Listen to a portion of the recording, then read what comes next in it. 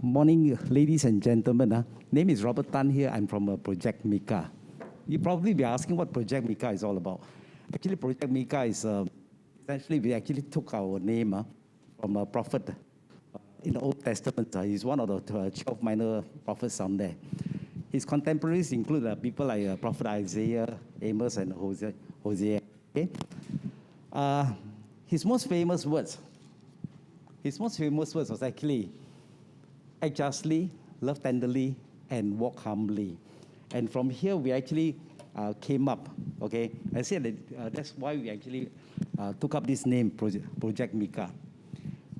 In everything that we want to do over in Myanmar, what we wanted to do was that we just don't want to go over there to just give them food and just give them charity all the while. What we wanted to do is we wanted to go over there and make a difference in their life.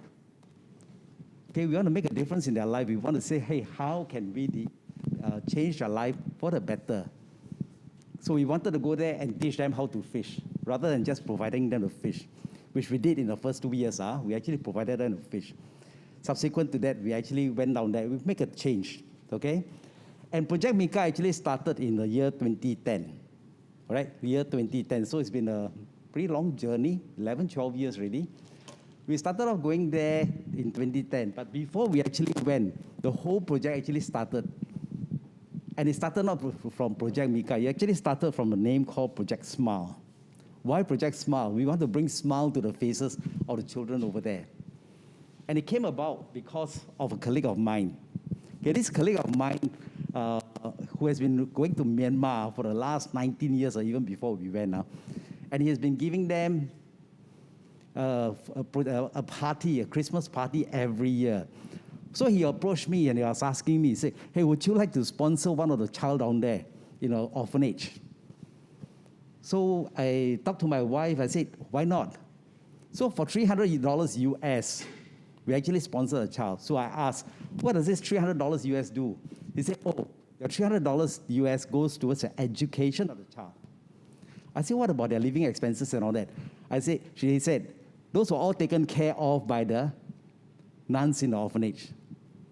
So the $300 go into the education, the books, the tuition fees, and everything else, the uniforms and everything else. Okay, so we paid the $300, we sponsor a child. A couple of months later, he came back to us and said, would you like to visit your sponsored child over in Myanmar as well? We started thinking about it. Then he told us, he said the bed was actually, there's a beautiful lake. Okay, there's a beautiful lake down there, and you should spend some time down there.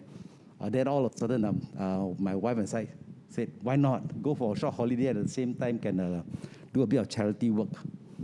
And that's how we started our journey. The first trip consists of about 20 plus 30 people, okay?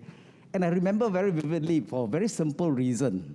Okay, when we first went, there were a couple of things that was very, until today, it was still ingrained in my heart and in my mind. The first was my daughter. My daughter, during that time, was having her term break from poly. And when my wife and I said that we want to go to Myanmar, she said, Daddy, can I come along? I said, oh, okay, why not holiday? I just bring her along, okay? One day before she left, she told us, Daddy, can I cancel the trip? I said, why? We've paid for the air tickets, everything else. She said, Daddy, I have got to go for internship with Body Shop. And it starts on the day that we are arriving back. I said, why don't you just call Body Shop and tell them you go one day later lah? And which she did lah. She actually called them and they told her, sorry, it's okay, we find somebody else. And to her, that is very important because it's a 3 months internship now. Usually they get 1 month, so 3 months was very important for her. So when she went, she was already a very unhappy little girl. Nevertheless, we made the journey. We fly out from Singapore, we arrived down there. And I also remember when we arrived into Myanmar, we actually have to take a 2.5 hours long bus ride now, from a small, tiny little airport to the orphanage. Okay, it's called Heho Airport, all the way to Taungji itself. And on the bus ride, and I was looking around, I saw my godfather, who was with my godmother. his face was super glum. Okay, so I was asking my godmother, her name is actually Lian. I said, Godma, what happened to Uncle Michael? He said, until last night tell me he don't want to come. I said, really? He said, yeah, he said he's got too much things to do at home. Cannot make it, he don't want to come. That's why he's so glum today. But with his glum face sitting down there, you realize that he's a damn reluctant traveler, no? So reluctant to come for the trip, no? But that changed completely from the moment we came down from the bus, we went into the building, and the children broke into songs to welcome us. At that point in time, you realize that his face changed. He started smiling, and he started pulling the children, dancing around with him. All right? And there you are, from a very reluctant traveler to someone whose lives changed. You realize that, wow, that's the kind of work that God has done. And now, coming back to my daughter, after the party was over, and then we go back to our room. And she started running into the toilet. She said, I want to take a shower. So we are unpacking. She started taking a shower. And for 5 minutes later, she came back and shouting at me, say, Daddy, no hot water. Reason is very simple. Up in the mountain, the temperature drops to about 10 degrees in the evening. No hot water. So, of course, I went down to go and look for the maintenance people. Half an hour later, the hot water was settled. Again, she wasn't happy. Next day, we went to the orphanage. We started our activities. During lunchtime, we were all invited to sit with the children and eat. And when we sat down with the children to eat, we were all given a lot of rice. Pile of rice, some noodles, and then another pile of vegetable. I said, then there's a nuns on there. I said, eat. My daughter looked at her, sister, where are the meat? Where are the meat? The sister said, I forgot to tell you, we only have meat once a week. At that time, she wanted to cry. No meat, no. Can you imagine? All right? But nevertheless, we ate. Okay, after eating, the sister said, come, I'll show you where they are all staying. The little girls are staying. So she brought us to a room about the size of this place. All right? About the size of this place. And said, this is where the girls stayed. Again, my Kepo daughter said, sister, where are the beds? I said, we don't have any beds. Neither do we have any mattress because we cannot afford. Then they'll be sleeping on the floor, she asked. I said, yes, they are sleeping on the floor. At least they must have a blanket. You saw the pile of cloth at the side down there, she said. The nun said, you saw the pile of cloth? Each will have one piece, and they use that to cover. At that point, she cried. She cried. Okay, she carried on with her activities. And at the end of the trip, while we were on our flight back, sitting beside me and my wife, she said, Daddy, can you bring me back here every year? I said, why? Very expensive to bring you back, no? About $1,000 to bring you back, no? She said, Daddy, it's very important. I said, why? I want to remind myself how lucky I am. Of course, she continued with us for the next couple of years, and we have always been sending her back until she got married, have her own children, then she couldn't make it. But along the way, that's what we have been doing. Okay, we went down there on our first year. We did not adopt. We actually were sponsoring one child. We went there with one child. Likewise, my godma also has one child. We went there. We were so touched. We all came back with 5 children each. So we were actually sponsoring the 5 children. Over the years, we saw these little children of ours that we sponsored grew. And until today, I'm still in touch with many of them. Right? We are still in touch. I'm still on WhatsApp with them and still messaging them. And in fact, 1 or 2 of them, actually, we bring them over to Singapore for them to take a look.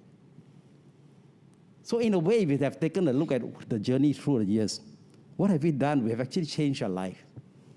One of the sad things that actually touched us so much was the fact that on our way from the airport to the city itself, they were actually tiling the roads. And unlike in Singapore, you see a lot of machineries. Tiling of roads down there are essentially human being carrying rocks, human being carrying what? Tars, pouring tars, and you have a machine rolling it. And who are these human beings? They're not the guys, you know. They are all the girls. They are all the girls. And that was what touched us so much. That we realized that the girls' life, if they were to stay in the convent, continue their life in the convent, by the time they're 17 years old, they're supposed to leave the convent. So we asked, what happened to these girls when they leave the convent? Answer came back, short and sweet. Oh, they probably will get married off. And that will mean what?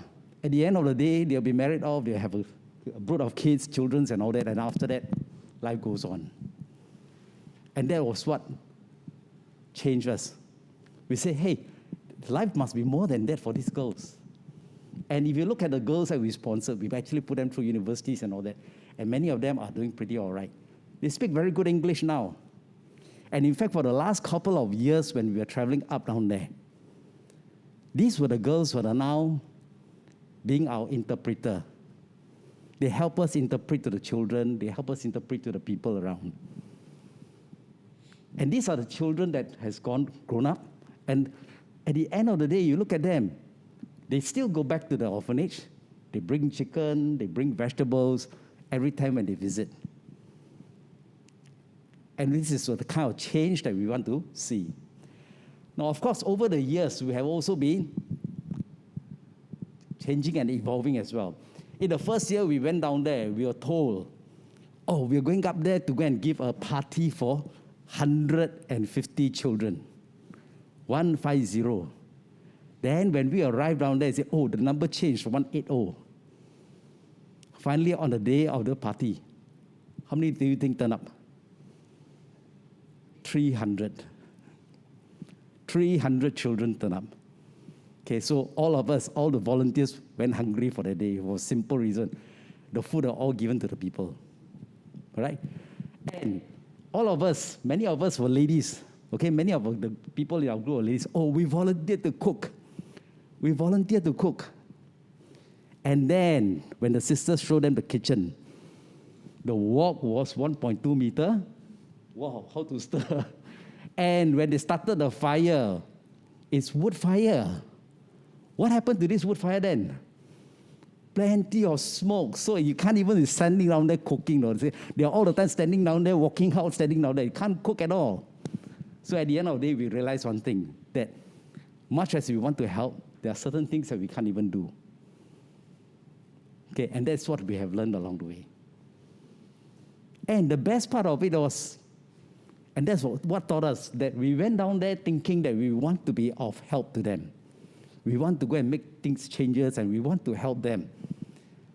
But there was one important lesson that we learned. We went down there, we have sponsored one child. So my wife and I say, hey, let's buy one packet of M&M, those big packet one, and to give it to him. But you know what happened? When we went down there, we saw so many children. Nevertheless, we still gave it to him. He opened the packet. He took one piece. In front of us, he took one piece. He ran to his friend. They passed around. And after passing around, came back again, second round. She took another piece and she passed around again. Wow. Isn't this a learning lesson for all of us? And that's the reason why from that year on, until 2019, we have been back there every year. Okay, and through the years, if you realize, after the second years, we say, hey, we cannot be going up there feeding them and then giving them money year in, year out, year in, year out. We must change. And that's when we decided that we want to go down there, make some changes in their life. So what are the things that we have been doing? You realize we started working with Caris in the year 2012. We started building a water tank. Why is this water tank important? We realized one thing, that in Myanmar, even up in the mountain, they also have summer months. Right? They also have summer months. And in summer months, the rain don't come. And for a couple of months, the rain don't come. They don't have enough water in their well. They don't have water in their well. So what do they need to do? They actually have to buy water to wash, to bathe, and everything else. And then when we are asking the nuns, how much does it cost for the water? They say, oh, we don't have enough water actually. So then how does girls bathe? We ask. Oh, they don't get to bathe a lot. But ladies, you know, you don't get to bathe when your period comes. Those are terrible. And that is the reason why we decided that we'll build a well for them. Okay, we built a well in order for them to store water during rainy season so that they can collect water and they don't have to what. We actually also went over there and then continued to dig deeper than what was possible. So we dig deeper, we paid some money out of it, and then subsequently they got a deep enough well to actually draw more water. Okay, so that was what we have did with Paris. And likewise, when we went to another orphanage, we put up a fence for them. And when they said they wanted a fence in the first place, we asked, why? Why do you need a fence in such a kampong place? Why do you need a fence? He said, oh, this place is predominantly Buddhist. And we are Catholic. We are not very welcome down here. And more importantly, we grow vegetables, they stole our vegetables. And for that reason, we actually helped them put up a fence. Okay? And when we put up the fence after that, subsequent to that, I mean, they continue to stay in a hostile place. But you know what happened? A year later when we visited them, the news is that the villagers themselves are asking if they can put their children into the homes. And why? Why? Simple reason. They realized that there were activities that we can do for them, for the children. There are things that they can do. And they're actually learning things down there. And that's, again, where we learn the importance of what our people from Singapore has been doing there. Okay, our Canossian sisters have set up a place in Yangon itself. And there they are training a group of girls. All right, they are training a group of girls, and this group of girls, after a 1-year training, they are being sent back to the villages to run these homes. They collect a little bit of money from children's parents. And this money can sometimes not be cash as well, can sometimes even be food, but they collect so that they can continue sustaining. Importantly, you realize one thing, that by doing that, not only are they training the children, more importantly, they allow the villagers to go out to the field to work. All right? And that is, if you take a look, our own Canossian sisters from Singapore, who has been staying there for the longest time, and in pandemic period, in times like this, they chose to stay. And what was the reason? To look after the children. All right?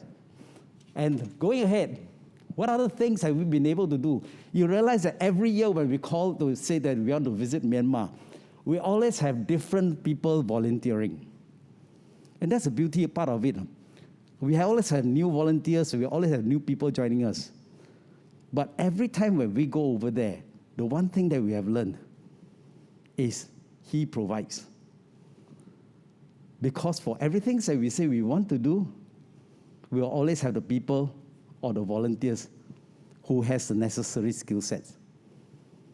And so here you are, you take a look, all right?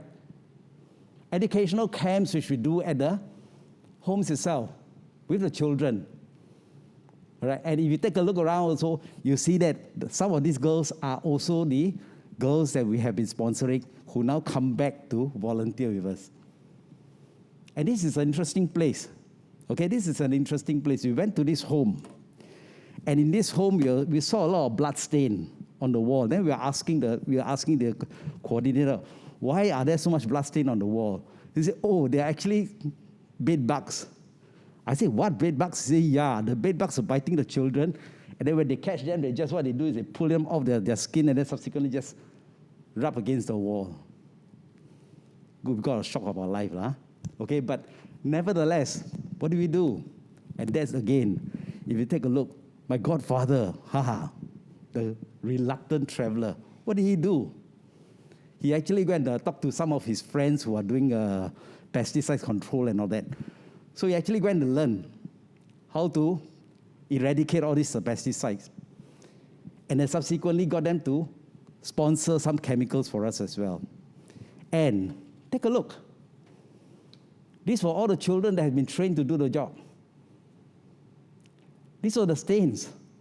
And this was a small little tube caught in 5 minutes. 5 minutes was all it took for us to catch so much bed bugs. Okay? Of course, after 1 year, the next year when we went back to the home, you know what the children down there make us do? Even before we actually step into the home, they tell us, please take out your shoes.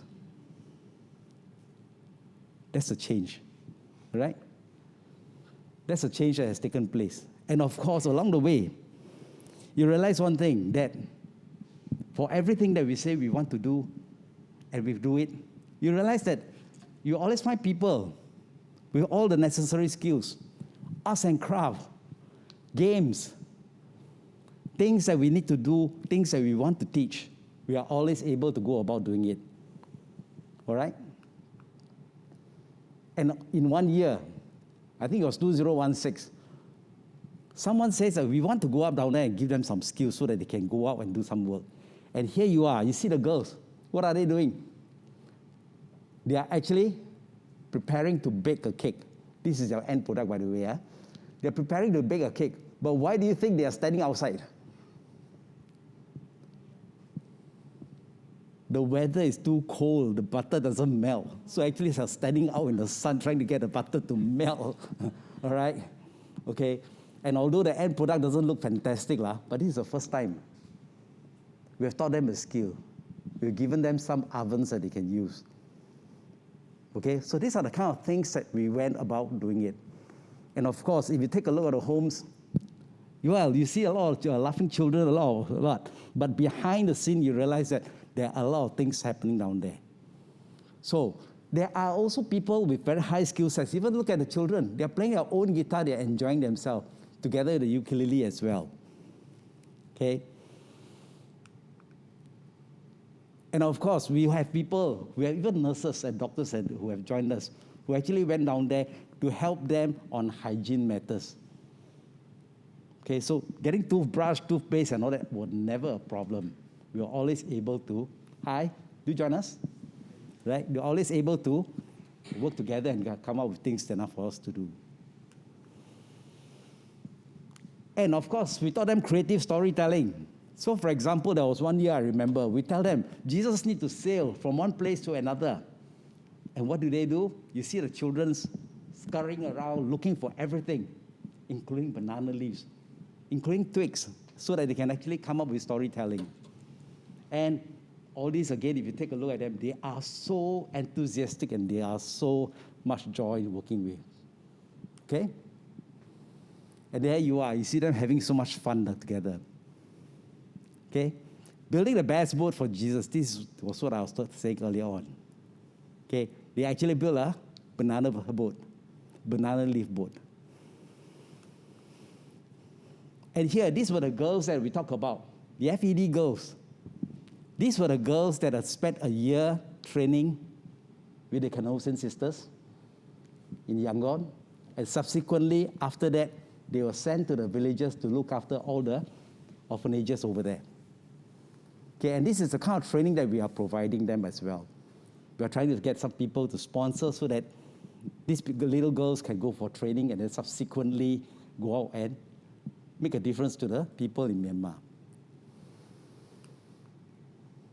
And of course, even in the bad times like this, in 2020, while we were not able to travel to Myanmar, we were still in touch with the homes over there. We adopted a boarding house over there in 2019. We started working with them. Then in 2020, we adopted them. And what did we do? Okay, was their water tank. Okay, this was a shack holding the tank. And this is what we have done to change it. So that they have a proper place to wash, proper place to bathe. And of course, with the help of our sponsors, okay, our corporate sponsors, we're able to provide them with food and meat. Okay, not a lot, not every day. They at least have 1 meat, 1 egg, and 1 fish a week. All right, so that's something that actually keeps us moving. And of course, from the exterior side, a lot of things need to be done because the home is very rundown. They have a total of about 27 boys in each one of these homes. So we're actually supporting them. And not only were we supporting them with money, until today, we are still supporting them. How? Through Zoom.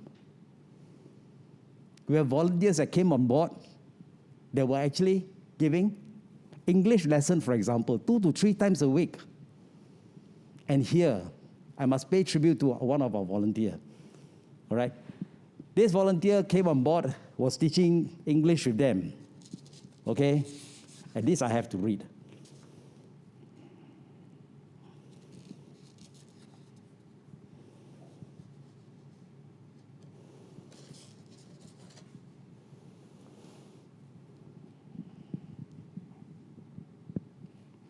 Brother Thomas, he was giving them English lesson 2 to 3 times a week. His last lesson with them was on October 24th. And during the last lesson with them on October 24th, he signed off by telling the boys, this will be the last time you see me for the next 2 weeks, because for the next 2 weeks I'll be on isolation because I got COVID.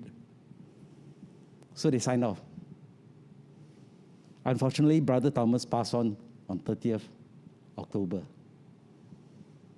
Right? But here you see, even despite having all this COVID and everything else, we have people who are still so passionate about what they do, who still come on 1-2 hours each time, 2-3 times a week, to teach the children basic English. So year in, year out, we will always find that we will have volunteers who are prepared to share their time, share their talent, share whatever they have with us so that the project can continue running. And of course, along the way, we realize that we still continue to provide them and then to carry on with what we have to do. They even came up with a soap, and they call it a Mika soap, so that they can actually do some dishwashing as well. We bought them a piece of land, and here you are, they are growing turmeric for sale. And this is what we call the sustainability project that we're looking at. All right? Of course, other sustainability project that we look at includes helping them put up a children's, offer a small little nursery so that they can actually bring in the babies. And then when bringing in the babies, they can also collect some payment from the parents and at the same time allow the parents to go out and work as well.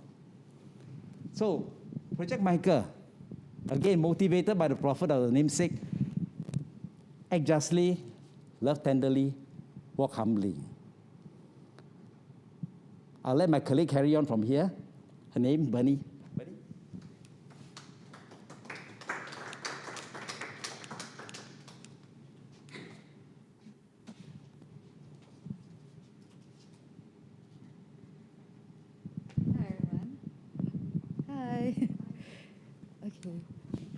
So I'm Bernadette, also known as Bunny. So I think Uncle Robert gave a very comprehensive sharing of how we all started. And for myself, I actually came on board in 2011. And it's also by chance, because we were looking to, me and my friend were looking to do some charity work. And then she was at a church, and they were actually someone trying to collect books for a library that they were going to set up overseas in some mission. So then this friend went to talk to this lady, and this lady was super enthusiastic and said, oh, why don't you, come and find out more lah, maybe you can join us on this trip. So my friend came back and told me, they're looking for books, but they're also looking for people to go on in this trip to Myanmar. Then I was like, oh, but I just want to give library books. I don't think I want to go Myanmar. And back then, Myanmar in 2011 is nobody kind of knows that place. It's quite closed off. I was like, are we going to some war-torn area and all that? And so in the end, we sat down with this lady, and this lady is actually Auntie Lian, who is also part of the original group. And actually her husband is the reluctant traveler that Robert was sharing.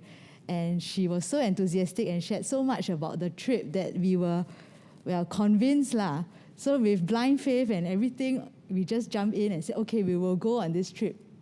So for myself, it started out very simply, and like what Robert said, we all started out very simply with very simplistic aspirations. Oh, we're going to go there and have fun and, just spread joy, because we always go towards year end. And so we thought we'll always spread joy to the kids. And that was, our intentions. But of course, little did we know that, since 2011, we have been journeying year and year. And a lot of us, year on year, we, want to go back. And, like Robert's daughter, what she has seen, same for myself. Because when I went there with very... I was quite worried because I have a medical condition, and of course my parents were very worried as well, saying how you're going to this place, there's no good hygiene and all that. But nevertheless, we prayed about it and we said, let's just do it. But I bring water, I bring food, I bring a kettle, and and went there with this mindset. Okay, I'm not going to touch their food and everything. But in the end, we took the necessary precautions and risk, and it was okay. So, and I think many of the volunteers that have come with us, some of them also have some small medical conditions, and we said just bring your medicines along and all that. So, with God's grace, I think we're well protected and we've journeyed on . So we really truly have evolved over the years, and these are actually the 3 pillars that we have established. So sustainability. Just teaching them how to fish and not just giving the fish. Humanitarian and also education. Yeah, humanitarian will be more, all the projects that helps them meet their basic needs. And education, that is really one of our core, really to give them the tools that they need so that they can learn and nurture. Yeah, so this is just to share with you the timeline. So we started out in 2010. And every year on year, we have actually grown in terms of the scope of the projects as well. So, yeah, from just organizing a simple Christmas party, we didn't expect that now we are building water tank and we are, giving land. So things that we all never expected to have done. But we have, succeeded in doing so. So even throughout the pandemic, so we were due to go back in 2020, and of course with the situation there and with COVID, we weren't able to go, but we still wanted to continue. So hence all the Zoom sessions. So it really does take a village to raise a child. It doesn't take a lot to make a child smile. We go there with presents and we buy sweets and all that, and they're very happy. But what we really wanted to do is to nurture them. And of course that takes a lot more time, a lot more efforts. And we are very blessed because, as you can see, we have many different volunteers that come. And it's not like we went out and said we are looking for nurses, or we're looking for doctors, or we're looking for people who can bake. But just every year when we group and when we come together, we realize we all have different skill set. And everyone was able to contribute in a certain way. So sometimes we think, I think I don't really have a lot of talent, or I don't know what I can do . But end of the day, I think we all managed to find something that we could contribute. Yeah, so we had people to give hygiene class, dental class, music classes, and we have people who could teach enrichment lessons as well. Yeah, so truly it does take a village to raise a child, and I think we had volunteers from as young as 20 or even younger, all the way up to, I think, 70. One of our oldest volunteers was this nice old lady that came with us and gave us 78 and gave us a lot of moral support and help. Yeah. So I just wanted to share a bit about the lessons that we learn in doing this. And really, it's their needs, not ours. I think when we first planned in the initial period, we always went with this idea, I think they need computer lessons. I think they need to learn about, certain kind of classes and hygiene classes and all that. And we all went with very, we were very confident, like, we can do this and all that. But at the end of the day, when we went there, we realized, actually, they needed just very simple things, learning how to wash their hands and brush their teeth. They don't need to learn, so in-depth about dental hygiene and all that. All they needed to learn, actually, at the basic was just how to wash your hands, yeah. So I think we also learned throughout the years that sometimes when we, plan, we need to be very cognizant of what their needs are and not our own needs. So this one, I think, the best laid plans of mice and men. I think the second year that I went, we said, let's teach, let's have IT lessons, because we wanted to introduce computers to them. And we were saying, we'll overcome all the challenges, we'll bring our laptops, and all that, because they don't have computers at all, they don't have internet, nothing. But we went there armed with all our, donated laptops. And then the lady told us, but we have no power today. And then we like, alamak, how? Cannot on the laptop. How to teach computer class? So I think these were some of the lessons that we learned. And fortunately, the power came on back in the afternoon and we could continue the class, and they were really, really excited. So so these were the kids. I think this was the first time that they saw the laptop and they, saw themselves on the computer, and they were really excited, and a whole group of them all just clamoring to learn how to use. So the hunger is there, and they want to learn, and we were very grateful that we had this opportunity. The other best laid plans, I guess, the other thing we wanted to do was like what Robert said, cooking and all the other skills. And we realized that we don't always have the skills. In fact, they have things that they can teach us as well. So for example, cooking rice, I think we also asked, where's the rice cooker? Where's the pot to cook the rice? They says, no, we use the big straw mats and we steam the rice. And then in the end, our aunties there actually learned a new way to cook rice. So that was very interesting for all of us. And yes, we all have talents. So I went there. I'm not an artistic person. I'm not a musically talented person. So I went there and I said, I don't know what I can do lah. But in the end, I think I got thrown to do some of the logistics and planning and organizing the packing of things, and also organizing some sport activities. So I think even if you really feel you don't have any talent, you do have some kind of talent. So there's always something that we can all share. And every year we worry. We worry whether we have enough money. We worry whether we have enough luggage or things like that. But in the end, He will always provide. So I think that's something we will bear in mind, that don't worry, you have the talent. God will put you to good use. Yeah. And finally, in what you do, always have fun.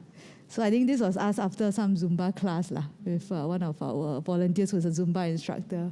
So we go there with the positive mindset and also with the fact that we want to enjoy what we do in doing God's work.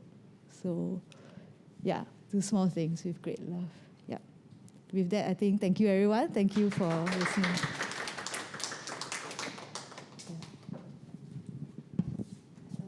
Is there any, maybe you want to take one or two questions, if any?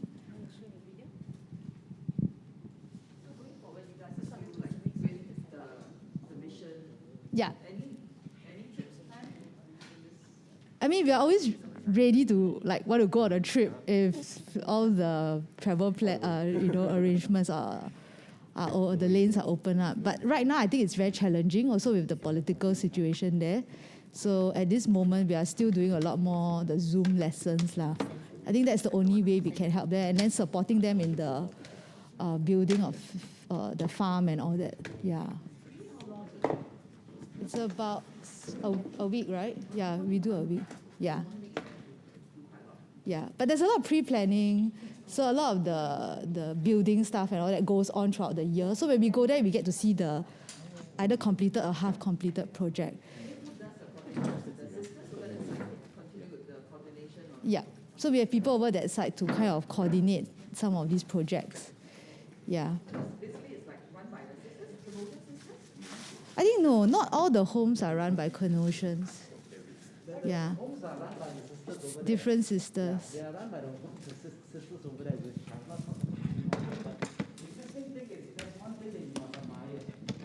They look after the home 365 days a year. Cooking for them, looking after them, loving them. 365 days. Now, I tell you, I can't do it, but then look at the sisters on there. Every day cooking breakfast, lunch, dinner, and eating with the person, and they still love you. Very young.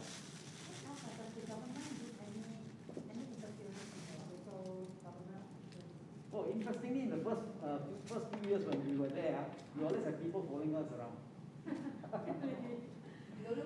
Yeah, we don't know who they are. We always had people following us around.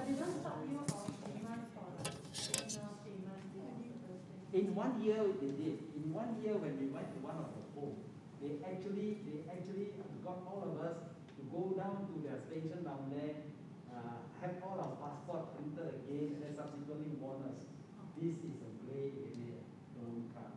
Oh, Yeah. that was a very rural home. Like, I think we traveled with like take a bus. 4 hours journey. Yeah, 4 hours. Only like grey area. You see, in Myanmar, there are certain places there they still have some people who are working against the government. So there are still places that there are people working against the government. So those are places that they are still directly fighting. What do you call it? Black. Yeah. It is not open up. Not open to foreigners. Yeah. How do you communicate with the locals there? Because they speak Burmese. Interestingly, the second language is English. It's just that the problem is that they don't get to use it. And so that's when we say we actually sponsored a few children earlier on, and these children came back to volunteer with us. So they have learned the English Oh, many of these, a few of these children can speak English very well now. So they act as an interpreter. Yeah. I mean, but a lot of our classes, sometimes you don't need like those activities, right? They just follow. So they should all Gestures. So for example, in Sudoku, for example, you don't need English. Yeah, and then for example, dancing, for example, you can just give that an action. Yeah. And interestingly, if you take a look, we are Catholic based, but our volunteers, we even have Muslims. Many Buddhists and many Muslims. And the 78-year-old lady that went with us, she actually came with 2 of her children, both of them from Malaysia. One is an SIA captain, the other one is somebody in Malaysia. The 2 of them came, brothers and sisters. They watched, they saw. The sister went into a toilet. She closed the toilet for 10 minutes. We found out later that she was actually crying. She came out, she took out her scissors and she started cutting back.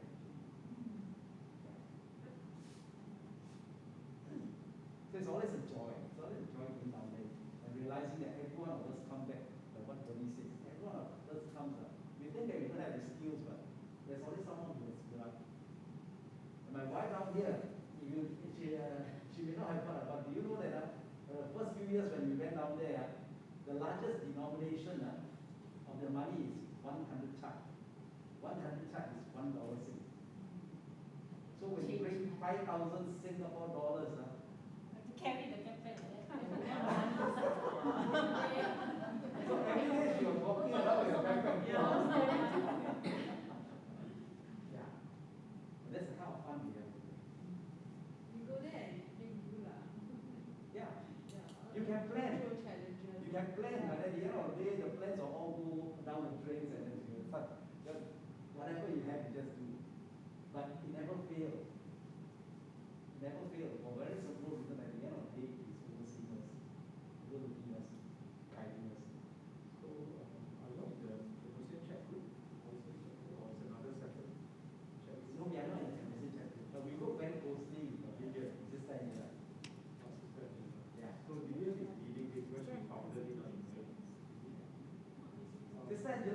She's in close contact with our chairwoman out there. Yeah. So she's in close contact, then she will tell us what happened. Because I know Lilian. Yeah.